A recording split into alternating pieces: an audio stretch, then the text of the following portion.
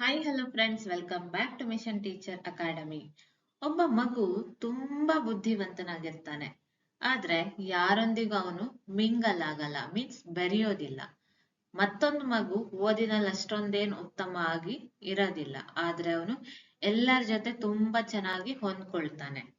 ಹಾಗಾದ್ರೆ ಇವರಿಬ್ಬರ ಪರ್ಸನಾಲಿಟಿ ಒಂದೇ ಆಗಿರತ್ತಾ?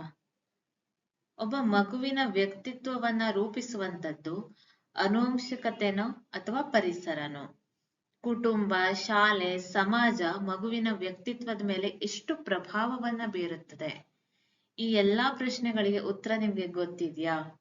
ಹಾಗಾದ್ರೆ ಇಂದಿನ ಪರ್ಸನಾಲಿಟಿ MCQ ಚಾಲೆಂಜ್ ಅನ್ನ ನೀವು ತಗೊಳ್ಳೇಬೇಕು. ಪ್ರತಿಯೊಂದು ಪ್ರಶ್ನೆ ಆದ್ಮೇಲೆ ನೀವು ಒಂದು ಪಾಸ್ ಅನ್ನ ಮಾಡಿಕೊಂಡು ನಿಮ್ಮ ಆನ್ಸರ್ ಅನ್ನ ನೀವು ಗೆಸ್ ಮಾಡಿ, ಕರೆಕ್ಟ್ ಆನ್ಸರ್ ಅನ್ನ ನಾನು ಆಮೇಲೆ ಟಿಕ್ ಮಾಡ್ತಾ ಹೋಗ್ತೇನೆ. ಓಕೆನಾ? ಕೊನೆಯಲ್ಲಿ ಎಷ್ಟು ಸ್ಕೋರ್ ನಿಮ್ಗೆ ಬಂದಿದೆ ಅನ್ನೋದನ್ನ ಕಮೆಂಟ್ ಸೆಕ್ಷನ್ ನಲ್ಲಿ ನನಗೆ ಕಮೆಂಟ್ ಮಾಡಿ ತಿಳಿಸಿ. ಈ ಪ್ರಶ್ನೆಗಳಲ್ಲಿ ಕೆಲವು GPSTR, HSTR ಅಥವಾ ಕ್ರೈಸ್, TET, CTET ಎಲ್ಲಾ ಸ್ಪರ್ಧಾತ್ಮಕ ಪರೀಕ್ಷೆಗಳಿಗೆ ಬಹಳ ಮುಖ್ಯವಾಗಿರಬಹುದು. ಹಾಗಾದ್ರೆ ತಡ ಮಾಡದೆ ನಮ್ಮ ಪರ್ಸನಾಲಿಟಿ ಅನ್ನುವಂತಹ ಟಾಪಿಕ್ಕಿನ MCQ ಅನ್ನ ಸ್ಟಾರ್ಟ್ ಮಾಡೇ ಬಿಡೋಣ, ಆಯ್ತಾ? S. First one. Personality refers to A. Physical appearance only, B. Mental ability only, C. The total pattern of an individual's behavior, thoughts and feelings, D. Intelligence only. So, personality ಏನನ್ನ ಹೇಳುತ್ತೆ ಈ 4 ಆಪ್ಷನ್ಸ್ಗಳಲ್ಲಿ ಅನ್ನುವಂಥದ್ದನ್ನ ನೀವು ಏನ್ ಮಾಡ್ಬೇಕು? ಟಿಕ್ ಮಾಡ್ಬೇಕಾಗತ್ತೆ. Physical appearance ಅಂದ್ರೇನು? ಕೇವಲ ದೈಹಿಕ ನೋಟ ಇರ್ಬೋದು, ಹೇಗ್ ಕಾಣಿಸ್ತಾ ಇದ್ದಾನೆ. ಮೆಂಟಲ್ ಎಬಿಲಿಟಿ ಅಂದ್ರೆ ಏನು? ಅವನ ಆಲೋಚನೆಗಳು. ಇನ್ನು ಇಂಟೆಲಿಜೆನ್ಸ್ ಅಂದ್ರೆ ಕೇವಲ ಬುದ್ಧಿಮತ್ತೆ ಇರ್ಬೋದು.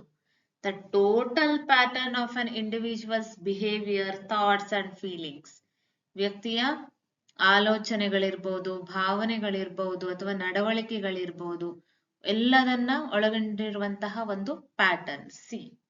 ಸೊ ಹಾಗಿದ್ರೆ ಯಾವ ಆನ್ಸರ್ ಆಗತ್ತೆ ಇಲ್ಲಿ? Option number C is the correct answer. ಓಕೆನಾ? Yes. Next. The term personality is derived from the Latin word A. persona, B. persona, C. personal, D. person.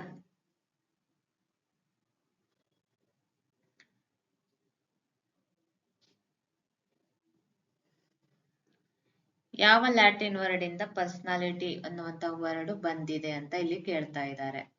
So ಇಲ್ಲಿ ಕರೆಕ್ಟ್ ಆನ್ಸರ್ ಯಾವ್ದಪ್ಪ ಹಾಗಿದ್ರೆ ಅಂದ್ರೆ A. Persona is the correct answer. ಇದು important question ಅಂತಾನೆ ಹೇಳ್ಬೋದು. Exams ಗಳಲ್ಲಿ ಕೇಳುವಂತ ಸಾಧ್ಯತೆ ಜಾಸ್ತಿ ಆಗಿರುತ್ತೆ. The Latin word persona means, persona ಅಂದ್ರೆ ಏನು ಲ್ಯಾಟಿನ್ ಅಲ್ಲಿ ಅಂತ ಕೇಳ್ತಾ ಇದ್ದಾರೆ. A. Character, B. Mask, C. Behaviour, D. Intelligence. ನಿಮ್ಮ ಆನ್ಸರ್ ಅನ್ನ ನೀವು ಕ್ವೆಶ್ಚನ್ ಪಾಸ್ ಮಾಡಿಕೊಂಡು ಗೆಸ್ ಮಾಡಿ ಆಮೇಲೆ ಕರೆಕ್ಟ್ ಆನ್ಸರ್ ಅನ್ನ ನೋಡಿ. ಓಕೆನಾ? ಬಿ. ಮಾಸ್ಕ್ ಅನ್ನುವಂಥದ್ದು ರೈಟ್ ಆನ್ಸರ್ ಆಗಿರುತ್ತೆ ಈ ಕ್ವೆಶ್ಚನ್ನಿಗೆ. ಪರ್ಸೋನಾ ಅಂದ್ರೆ ಮುಖವಾಡ ಅಂತ ಹೇಳ್ಬೋದು. ಇಲ್ಲೊಂದು ಡೆಫಿನೇಷನ್ ಅನ್ನ ಕೊಟ್ಟಿದ್ದಾರೆ. ಆ ಡೆಫಿನೇಷನ್ ಅನ್ನ ಹೇಳಿದವರು ಯಾರು ಅಂತ ಕೇಳ್ತಾ ಇದ್ದಾರೆ. ಓಕೆನಾ?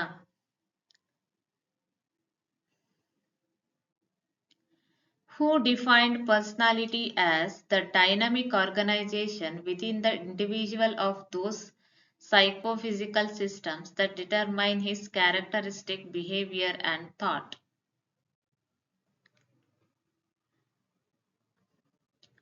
ವ್ಯಕ್ತಿಯ ವಿಶಿಷ್ಟ ನಡವಳಿಕೆ ಮತ್ತು ಆಲೋಚನೆಗಳನ್ನು ನಿರ್ಧರಿಸುವ ಮನೋದೈಹಿಕ ವ್ಯವಸ್ಥೆಗಳ ವ್ಯಕ್ತಿಯೊಳಗಿನ ಕ್ರಿಯಾತ್ಮಕ ಸಂಘಟನೆ ಎಂದು ವ್ಯಕ್ತಿತ್ವವನ್ನ ವ್ಯಾಖ್ಯಾನಿಸಿದವರು ಯಾರು ಅಂತ ಕ್ವೆಶ್ಚನ್ ಇದೆ.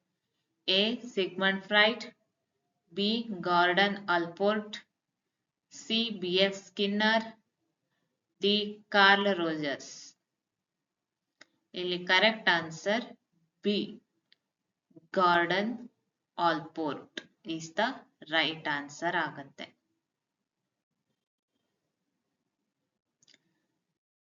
Next, fifth one. Which of the following is a determinant of personality? ಪರ್ಸನಾಲಿಟಿಯನ್ನ ನಿರ್ಧರಿಸುವಂತಹ ಅಂಶ ಯಾವುದು ಕೆಳಗಡೆ ಕೊಟ್ಟಿರುವಂತದ್ರಲ್ಲಿ? ಪರ್ಸನಾಲಿಟಿ ಅಂದ್ರೇನು? ವ್ಯಕ್ತಿತ್ವದ ನಿರ್ಧಾರಕ ಯಾವುದು? A. Heredity, B. Environment, C. Both heredity and environment, D. Neither ಅಂದ್ರೆ neither heredity nor environment.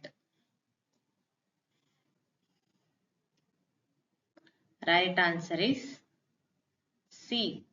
Both heredity and environment. ವ್ಯಕ್ತಿತ್ವವನ್ನು ನಿರ್ಧರಿಸುವಲ್ಲಿ ಹೆರಿಡಿಟಿನೂ ಬೇಕು, ಅದೇ ತರದಲ್ಲಿ ಎನ್ವಿರಾನ್ಮೆಂಟ್ ಪರಿಸರವೂ ಸಹ ಇಂಪಾರ್ಟೆಂಟ್ ಆಗತ್ತೆ. ಹೆರಿಡಿಟಿ ರೆಫರ್ಸ್ ಟು, ಹೆರಿಡಿಟಿ ಅಂದ್ರೆ ಏನು ಹಾಗಿದ್ರೆ? A. Influences received from society, B. Traits transmitted from parents to offspring, C. School experiences, D. Cultural influences. Influences received from society ಅಂದ್ರೆ ಸಮಾಜದಿಂದ ಇನ್ಫ್ಲುಯೆನ್ಸ್ ಆಗುವಂಥದ್ದು, ಪ್ರಭಾವಿತರಾಗುವಂಥದ್ದು. B. Traits transmitted from parents to offspring, ಪೋಷಕರಿಂದ ಮಕ್ಕಳಿಗೆ ವರ್ಗಾವಣೆಯಾಗುವಂತ ಕೆಲವೊಂದು ಗುಣಲಕ್ಷಣಗಳಿರ್ಬೋದು. ಇನ್ನು ಶಾಲೆಯ ಅನುಭವಗಳು ಅಥವಾ ಸಾಂಸ್ಕೃತಿಕ ಪ್ರಭಾವಗಳು. ಇದರಲ್ಲಿ ಆನ್ಸರ್ ಯಾವ್ದಾಗತ್ತೆ? ಹೆರಿಡಿಟಿ ಅಂದ್ರೆ, ಹೆರಿಡಿಟಿ ಮೀನ್ಸ್ ಆನುವಂಶಿಕತೆ ಅಲ್ವಾ? So answer B is the right answer. Option B is the correct answer. Yes. Next, seventh one. Which of the following is mainly determined by heredity? So, ಕೆಳಗಿನವುಗಳಲ್ಲಿ ಯಾವುದು ಮುಖ್ಯವಾಗಿ ಆನುವಂಶಿಕತೆಯಿಂದ ನಿರ್ಧರಿಸಲ್ಪಡುತ್ತದೆ?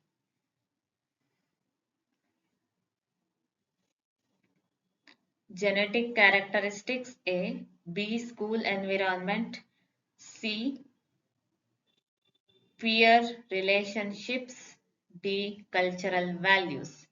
Genetic characteristics means ಆನುವಂಶಿಕ ಗುಣಲಕ್ಷಣಗಳು, ಶಾಲಾ ಪರಿಸರ, ಸಹಪಾಠಿಗಳೊಂದಿಗಿನ ಸಂಬಂಧ ಪಿಯರ್ ರಿಲೇಶನ್ಶಿಪ್ಸ್ ಅಂದ್ರೆ, cultural values ಅಂದ್ರೆ ಸಾಂಸ್ಕೃತಿಕ ಮೌಲ್ಯಗಳು. ಸೊ ಹಾಗಿದ್ರೆ ಆನುವಂಶಿಕತೆ ನಿರ್ಧಾರಕ ಯಾವ್ದಪ್ಪ ಹಾಗಿದ್ರೆ ಅಂದ್ರೆ A. Genetics characteristics. Eighth one. Environment includes, ಪರಿಸರ ಯಾವುದನ್ನ ಒಳಗೊಂಡಿದೆ ಅಂತ ಕೇಳ್ತಾ ಇದ್ದಾರೆ.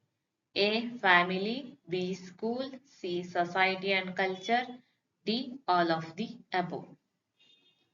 ಸೊ ಇಲ್ಲಿ ರೈಟ್ ಆನ್ಸರ್ ಯಾವ್ದಪ್ಪ ಅಂದ್ರೆ D. All of the above. ಯಾಕಂದ್ರೆ ಪರಿಸರ ಅಂದ್ಮೇಲೆ ಅಲ್ಲಿ ಕುಟುಂಬಗಳು ಇರತ್ತೆ, ಶಾಲೆನೂ ಇರತ್ತೆ, ಸಮಾಜನೂ ಇರತ್ತೆ, ಮತ್ತೆ ಕಲ್ಚರ್ ಸಂಸ್ಕೃತಿನೂ ಸಹ ಇರತ್ತೆ.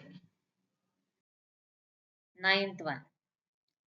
Family environment influences personality mainly through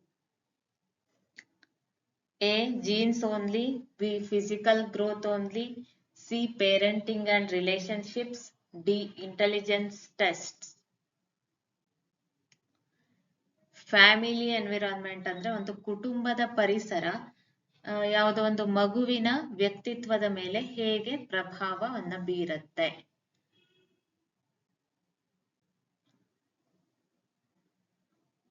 parenting ಮತ್ತೆ ರಿಲೇಶನ್ಶಿಪ್ಸ್, ಪೋಷಣೆ ಮತ್ತೆ ಸಂಬಂಧಗಳನ್ನ ಹೇಗೆ ಮೇಂಟೈನ್ ಮಾಡ್ತಾರೆ ಪೇರೆಂಟ್ಸ್, ಅದು ಮಕ್ಕಳ ಮೇಲೆ ಪ್ರಭಾವವನ್ನ ಬೀರ್ತದೆ. S. 10th one. Peer groups influence personality mainly through A. Social interaction, B. Heredity, C. Genetic transmission, D. Physical characteristics. ಇಲ್ಲಿ ರೈಟ್ ಆನ್ಸರ್ ಯಾವ್ದಪ್ಪ ಅಂದ್ರೆ ಸೋಷಿಯಲ್ ಇಂಟರಾಕ್ಷನ್. ಅಂದ್ರೆ ಇನ್ನೊಂದು ಮಗುವಿನ ಜೊತೆ ಹೇಗೆ ಸಂವಹನ ಅಥವಾ ಕಮ್ಯುನಿಕೇಶನ್ ಅನ್ನ ಮಾಡುತ್ತೆ ಒಂದು ಮಗು ಅನ್ನೋದು ಇನ್ಫ್ಲುಯೆನ್ಸ್ ಆಗತ್ತೆ. ಸೊ ಇದಿಷ್ಟು ಕ್ವೆಶ್ಚನ್ಸ್ ಅನ್ನ ನಾವು ಸಾಲ್ವ್ ಮಾಡಿದ್ದೇವೆ. ನಿಮ್ಗೆ ಈ ವಿಡಿಯೋದಲ್ಲಿ ಸ್ವಲ್ಪನಾದ್ರೂ ಇಂಪಾರ್ಟೆಂಟ್ ಇದೆ ಅಂತ ಅನ್ಸಿದ್ರೆ, ಸ್ವಲ್ಪನಾದ್ರೂ ಯೂಸ್ಫುಲ್ ಇದೆ ಇನ್ಫಾರ್ಮೇಶನ್ ಅಂತ ಅನ್ಸಿದ್ರೆ ಬೇರೆಯವ್ರ ಜೊತೆಗೂ ಸಹ ಶೇರ್ ಮಾಡಿ. ಯಾರೆಲ್ಲ GPSTR, HSTR, DET, CTET, CRIS ಎಕ್ಸಾಮ್ಸ್ಗಳಿಗೆ ಪ್ರಿಪೇರ್ ಆಗ್ತಿದಾರೋ ಅವರಿಗೆ ಶೇರ್ ಮಾಡೋದ್ರಿಂದ ಅವರಿಗೂ ಸಹ ಹೆಲ್ಪ್ ಆಗ್ಬೋದು. ನಿಮ್ಗೆ ಈ ವಿಡಿಯೋ ಇಷ್ಟ ಆಗಿದ್ರೆ ಲೈಕ್, ಶೇರ್, ಕಮೆಂಟ್ ಮಾಡಿ. ಹಾಗೆ ನನ್ನ ಚಾನಲ್ ಅನ್ನ ದಯವಿಟ್ಟು ಫಾಲೋ ಮಾಡ್ಕೊಂಡು ನೋಡಿ. ಮುಂದಿನ ವಿಡಿಯೋ ಜೊತೆ ಮತ್ತೆ ಸಿಗ್ತಾನೆ. ಅಲ್ಲಿಯವರೆಗೂ tata, bye bye. Thank you for watching.